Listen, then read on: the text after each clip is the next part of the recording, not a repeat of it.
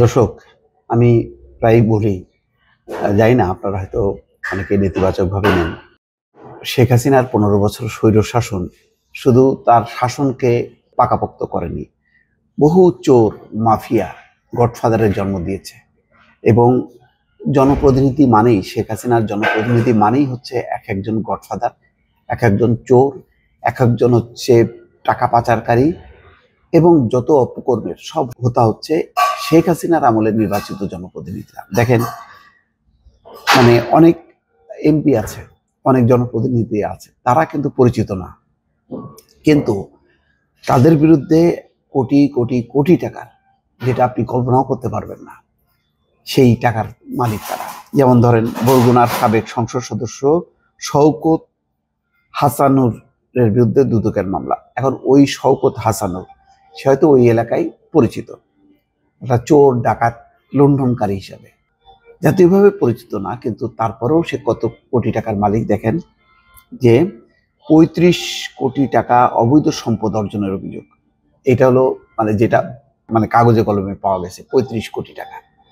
তাহলে আপনি চিন্তা করতে পারেন যে শেখ হাসিনার সময়ে এইরকম কত এমপি আছে, কত প্রভাবশালী ব্যক্তি আছে, তারা আঙুল ফুলে কিভাবে কলা গাছ হয়েছে। কেন ব্যাংকগুলো এভাবে ধ্বংস হয়, কেন শেয়ার বাজার এরকম বেহাল হয়, এর কারণগুলো হচ্ছে এটাই। চোরের জন্ম হয়েছে, দুর্নীতিবাজের জন্ম হয়েছে, পাচারকারীদের জন্ম হয়েছে, এবং এরাই ছিল শেখ হাসিনাকে রক্ষা করার জন্য তারাই কাজ করত। জ্ঞাত আয় বহির্ভূত সম্পদ অর্জনের অভিযোগে বরগুনা ২ আসনের সাবেক সংসদ সদস্য শওকত হাসানুর রহমানের রিমন এর বিরুদ্ধে মামলা করেছে দুদক। তার বিরুদ্ধে জ্ঞাত আয় বহির্ভূত ৩৫ কোটি ৯৬ লাখ ৮৭,১৬৫ টাকা অর্জনের অভিযোগে মামলা করা হয়, প্রায় ৩৬ কোটি টাকা। রোববার দুদকের সমন্বিত জেলা কার্যালয়ে ঢাকা ১-এ মামলাটি দায়ের করা হয়েছে।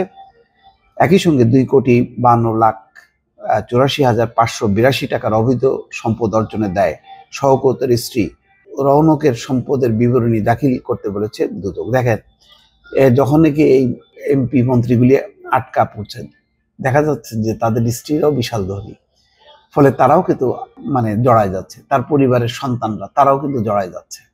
কেননা সব তাদের নামেও গচ্ছিত করেছে, এত টাকা তো একজনের নামে রাখা যায় না, সব ভাগ ভাগ করে দিছে। মামলার এজাহারে বলা হয়েছে, আসামি শওকত নিজ নামে সর্বমোট ৩৫ কোটি ৯৮,৬৪,৬৮৭ টাকার স্থাবর ও অস্থাবর সম্পদ অর্জন করেছেন বলে তথ্য পাওয়া গেছে।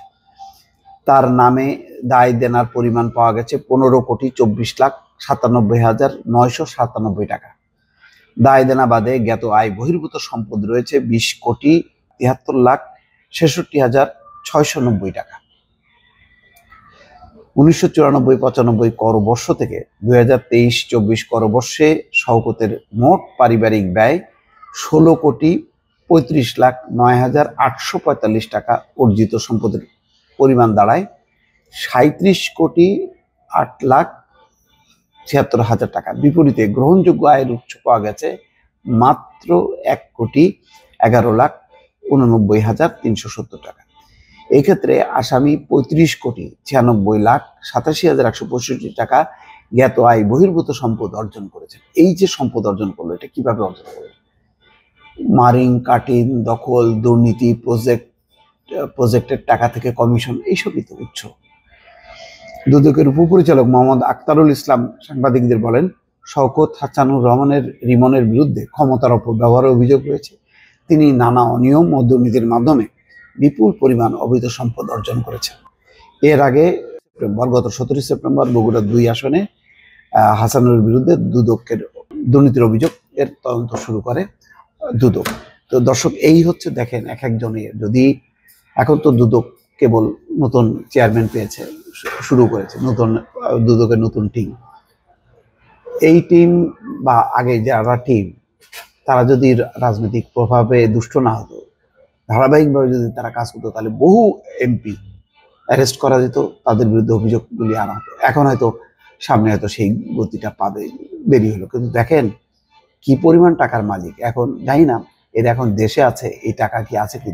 বহু জায়গায় দেখা যাচ্ছে ব্যাংক যখন জব্দ করা হচ্ছে, তারা টাকা তুলে নিছে, ব্যাংকে আছে অল্প কিছু টাকা। বাকি সব টাকা তারা উঠাই নিছে। এইভাবে দুর্নীতিবাজরা কিন্তু মানে পার পেয়ে যাচ্ছে এই সমস্ত ফাঁক ফোকর বলে। দর্শক ভালো থাকবেন, আল্লাহ হাফেজ।